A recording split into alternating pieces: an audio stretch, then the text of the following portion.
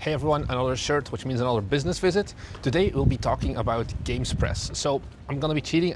This video was recorded the same day I did last week's video where I went to Active Gaming Media about localization. And this time I'll be visiting their sister company called Automaton, which is like Japanese and Western Games Press site basically, because there are two main ways for us indies to get coverage. First one is YouTubers, second one is press. But I feel like press is a lot harder if you don't know how like the press world works. So I want to solve some of those mysteries today. Now this one is going to be a bit different than the previous two videos where I like visited other companies, because then I could always talk to foreigners like who know English very well. I'll be meeting with Mr. Kawase today, who his English is alright, but it's not the best. So because of that, you'll see him like look at his phone and whatever. So for this video, I also added subtitles, which you can check out. But apart from that, I hope there is still a bunch of information that is valuable in this video. I'll also be doing a summary after the video, or like after the interview, where I once again go through some of the key things that I took away from my conversation with him. I'm here with Kawase-san. Thank you so much for meeting with me. Can you quickly introduce yourself? Like, who are you? I'm also here for the people who saw the previous video with Anthony, who can like help a little bit along as well, because both of you work here at Active Gaming Media. You work at a sub-company, right? Automaton? This is Ayuo Kawase, I'm editor-in-chief in Automaton division. Automaton is a kind of the gaming website. Automaton is one of the biggest the best gaming website in Japan. So we do Japanese game, not only Japanese gaming but also West media. Yeah. There's Automaton West. So we have two media. So maybe how do you get into games media? Because that is something that I wonder, like how did you get your start? Because now you're editor-in-chief, that's like pretty high up the ranking already. Yeah. How did you get here? Did you just start writing about games in your spare time? It's a pretty difficult to answer, but I just wanted to be an English teacher at once, so I major in the education. But EX, my boss chief, Sawa-san, he told me I joined the Active Gaming Media as a freelance writer, as a side job, while I'm studying English and education. So, but I'm freelancer. So, Sawa-san told me I have a kind of talent to write a video game as a view of the page view. Yeah. So I'm just joined the Active Gaming Media as editor. So EX. My editor-in-chief left the company after joining the Active Gaming Media 6 months. So I just chief automatically. You got lucky. I'm just lucky guy. So you cover Automaton is both AAA, like big games, right? Also both. Like small indie games? Both.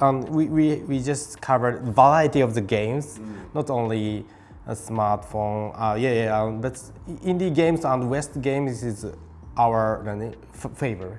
Oh, like indie and West. So you prefer that over like the big like From Software games? Of course.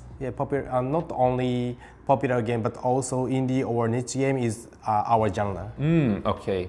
Maybe one big question I have is because for our previous game, we like sent out like press emails. Nobody covered our game. We made like the press release. There's like some site where you can put on. Nobody covered it. How do you, as an indie developer, like get into touch with media? I think that is the big question. When you don't have like a PR company.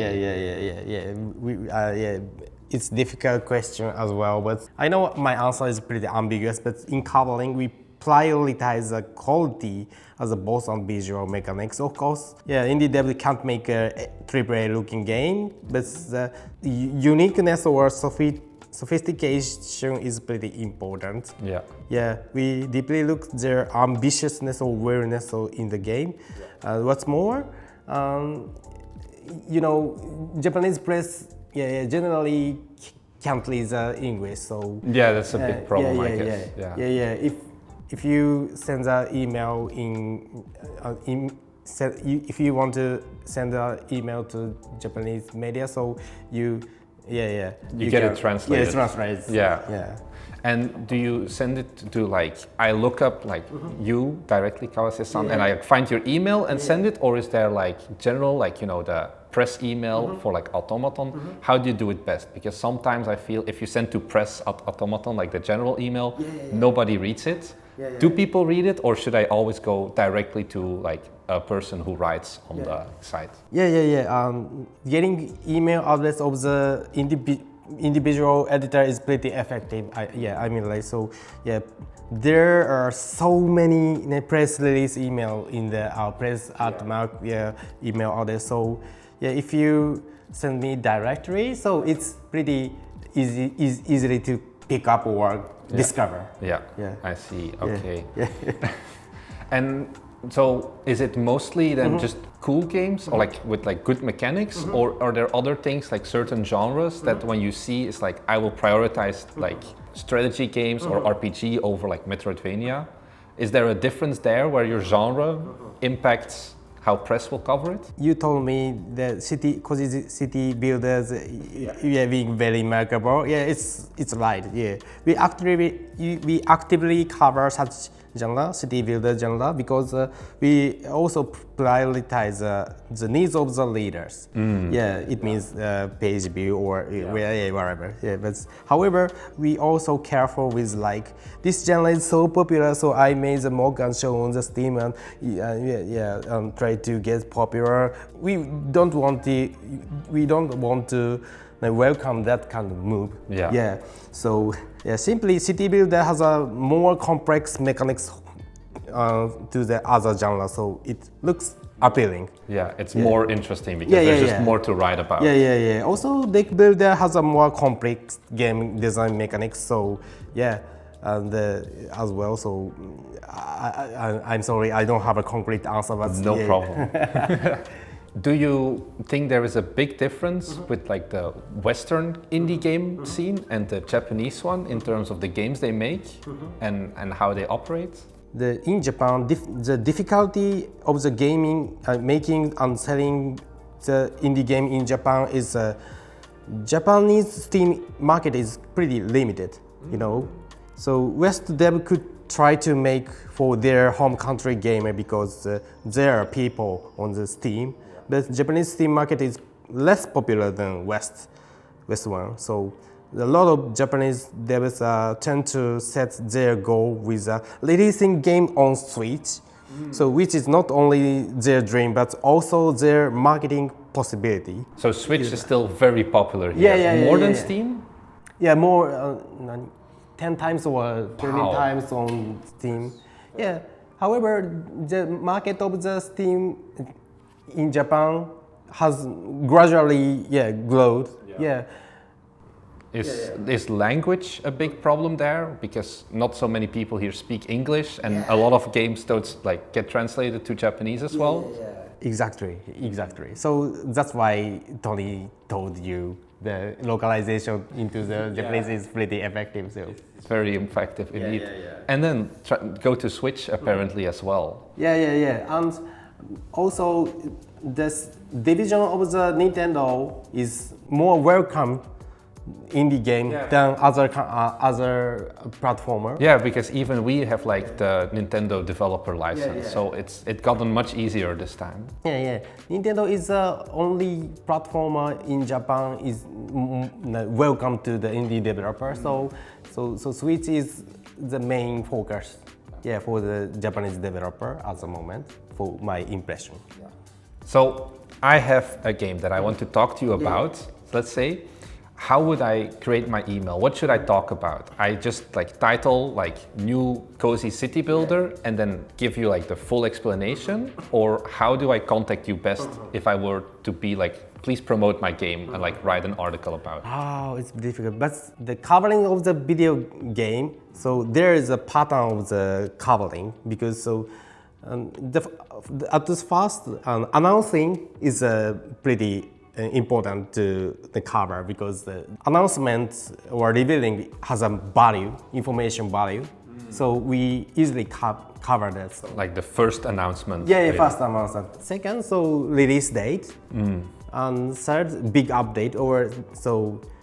Email title isn't so important for us. The value of the information is pretty important for us. So releasing announcing. Sometimes the developer send us an email like, so we just released the game 3 months before, so would you pick up? So already released games. Yeah. Even though the game has a appealing stuff, but it's hard to cover because it's not new anymore. Yeah, it's not new anymore. So leaders always want the new information, so we have to deliver the valuable information to leaders. So And let's say I have a release like big planned in like 2 weeks. How much time do you need between me sending the email and then you writing and releasing the article? I feel like I need to plan for that in advance. I can't send you like tomorrow our game releases because then no way you will cover it. Please sending press email before 1 day is a good idea, but How much in advance? Both merit and demerit. So like both like the day before and like 2 weeks before are both good? If you send me a press email 2 weeks before, but we probably forget of the email or press release. So That's 1 day, so 2 or 3 days before is pretty effective. Okay, pretty short then. That's good.